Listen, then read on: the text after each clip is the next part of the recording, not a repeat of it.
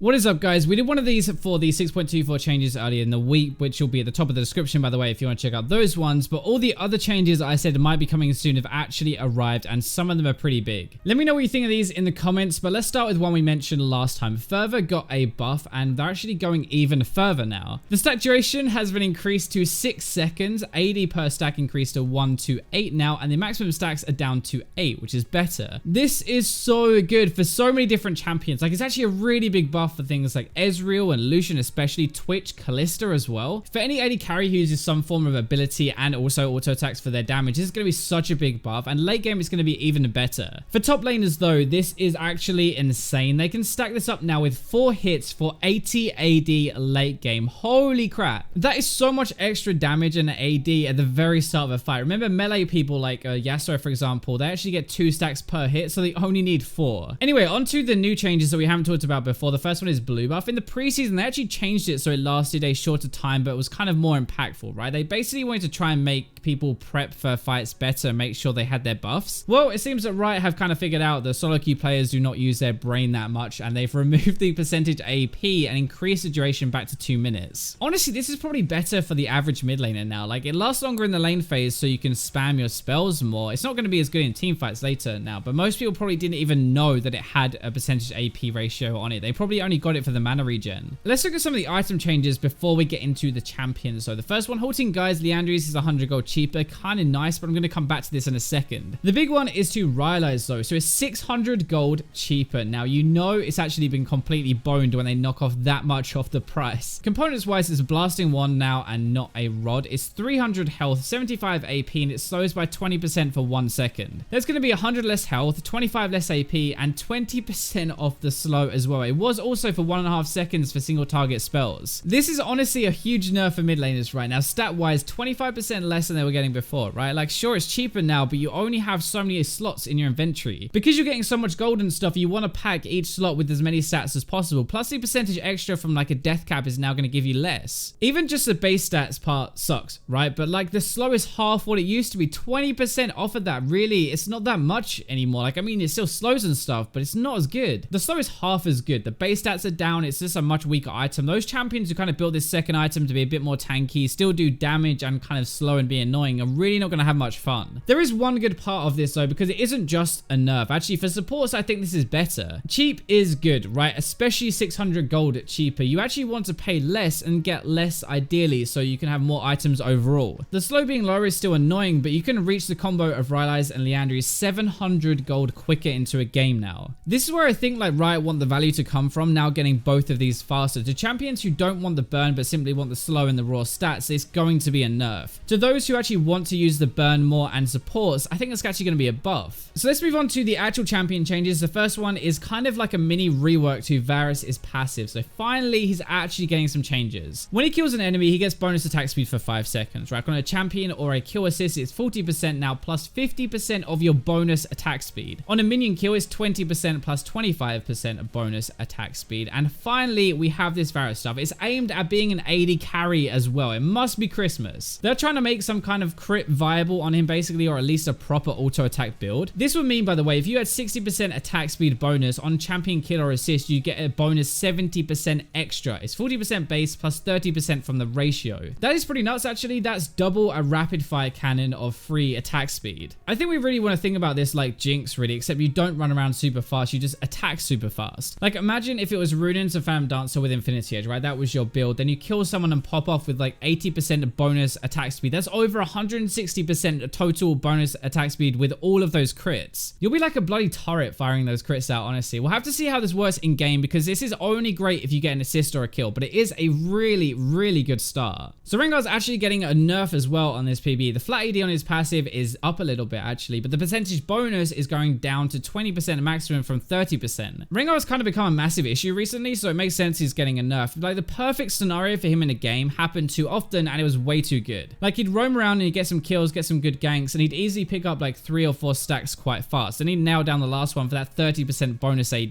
This nerf is actually going to hurt both tank and AD Rengar though. Like AD, obviously you have more AD, so the percentage means more lost overall. With the tank stuff though, you got free AD from 1 or 2 items, and that will be less now. So that's less damage building tank. In my opinion though, the biggest problem is the guaranteed crit like synergy with just Infinity Edge on the leap. Like you only need Infinity Edge now, and then you will do a monster leap or one shot. That has got to be the problem, honestly. When you leap and you just guarantee you're going to use the Infinity Edge passive, like that's so much more efficient as an item, and it's a ton of AD as well. This nerf is a good start. 10% is a lot, but I think Rengar is broken enough to survive this, sadly. Syndra might not survive though. Her ultimate damage is going down, and Riot said they wanted to nerf her and then tackle all the other mages together somehow, so this makes sense. The thing is, it is also the RYLAIS nerf plus this, remember, actually as well. Like 60 damage at least removed, so it's a decent chunk gone from her ult. Especially early, it's going to mean a bit more, like I think when you have less AP to buff the ratio, but you're also losing AP from the RYLAIS, so you're losing some health as well. It means you can't really just press R and one shot while being kind of tanky. You're probably going to have to change your build up. She doesn't want the Leandry synergy that much, so it's not really worth it. I reckon Abyssal will become way more popular now. Like it would make up for that damage loss kind of with the MR reduction, or it's just a good item on her anyway. Overall, she's definitely going to be worse. Tanks locking her down or boning her anyway, so I reckon she will not be tier 1 anymore. Fervor isn't the only thing that was adjusted from the last time I did this video actually. Vayne has got some more changes. Well, they've kind of adjusted the nerfs before. So before, her Q bonus AD damage was 10 to 70% from 30 to 70%. So they were reducing it at early ranks. Her ultimate as well, the invisibility duration was down to 0.5 seconds from 1 second, what it is now. So actually a pretty big nerf to her ultimate. Right now, they've actually changed this. So the bonus damage has been lowered. Still 30% of rank 1, but they've changed the rank 5 to 50%. So they've kind of reverted the buff they gave her a few months ago.